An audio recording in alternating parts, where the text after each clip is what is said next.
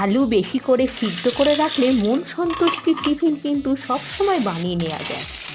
সাথে একটু বাদামও কিন্তু ভেজে রাখতে হবে, শসা কুচি আর লঙ্কা কুচিও করে নেব। আর আমার মতন যারা ফ্রিজে একটু আটা মেখে রাখো তাদের তো কোনো সমস্যাই হবে না। তার থেকে একটা লেচি নাও আর পটাপট বেলে ফেলো।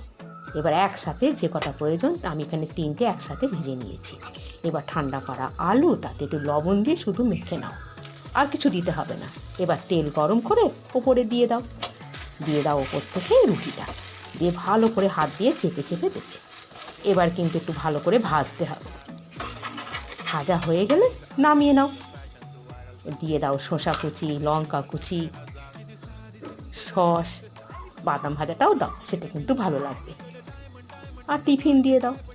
একবার বানিয়ে টিফিনে দিয়েই দেখো না, প্রশংসা অবশ্যই পাবে, কথা দিলাম। টাটা।